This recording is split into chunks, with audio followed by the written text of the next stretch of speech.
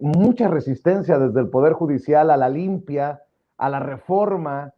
Tan es así que le han puesto todas las trabas y le han metido periodicazo tras periodicazo, declaración tras declaración, ataque tras ataque al presidente Andrés Manuel López Obrador por la extensión de mandato de Arturo Saldívar en la Suprema Corte de Justicia de la Nación. Pero híjole, yo te voy a mencionar algunas notas y ya tú dime si es que el ciudadano de a pie, el mexicano de a pie, no debería de tener un ojo puesto en el Poder Judicial. Juez ampara a Rosario Robles contra prisión preventiva.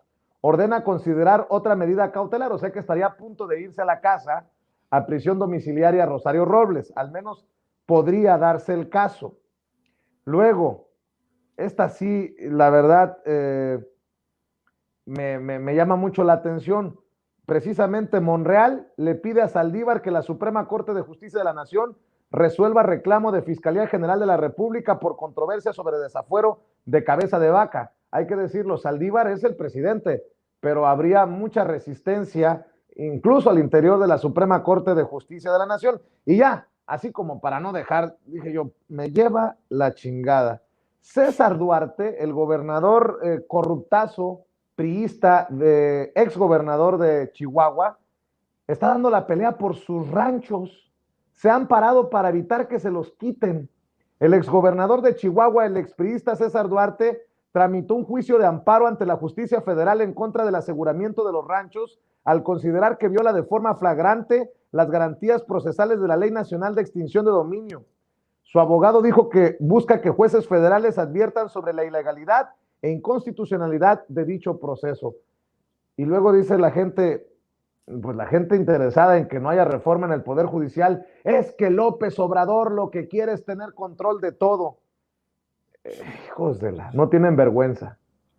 Sí, digo, la actuación del Poder Judicial ha sido clave en la construcción de este pacto de impunidad entre las élites político-empresariales que controlaron el país desde la era neoliberal, en el que se construyó una élite impulsada por las privatizaciones de Carlos Salinas de Gortari, y parte de esta élite pues fue metiendo sus propios cuadros dentro del Poder Judicial. Entonces, digamos que en los últimos 30 años, casi todos los nombramientos de jueces, magistrados y ministros, pues están insertos dentro de esta lógica ideológica. Y no solo eso, sino que se fueron creando juzgados especializados en materia económica y demás para tratar de blindar todo el proyecto de privatizaciones que defienden los neoliberales, y que esto pues es muy indicativo también de la protección que están recibiendo muchos políticos en el Poder Judicial.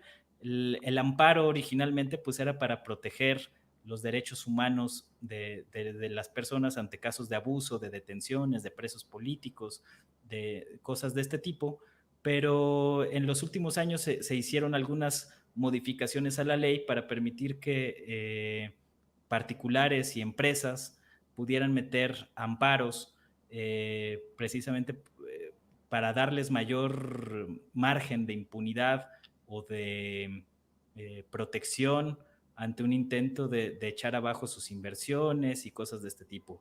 Entonces, yo creo que la reforma en el Poder Judicial no es tema menor, es uno de los grandes, grandes asuntos que se deben de, o que por lo menos debe de iniciar la Cuarta Transformación.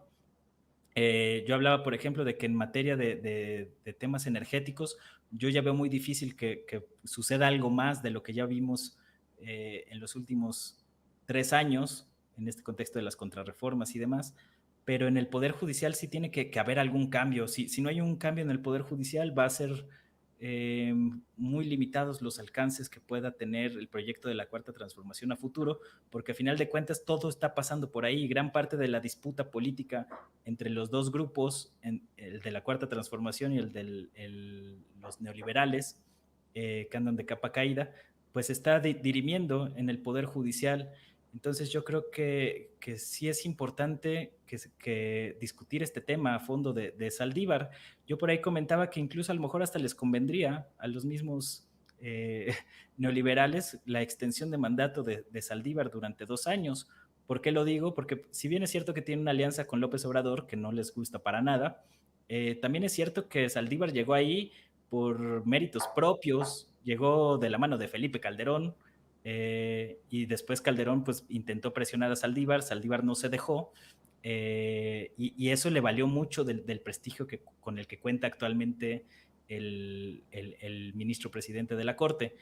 ¿Qué pasaría, por ejemplo, si en lugar de eso, pues acaba una de las ministras que llegó durante el mandato de López Obrador, como Margarita Ríos Farjat, por ejemplo?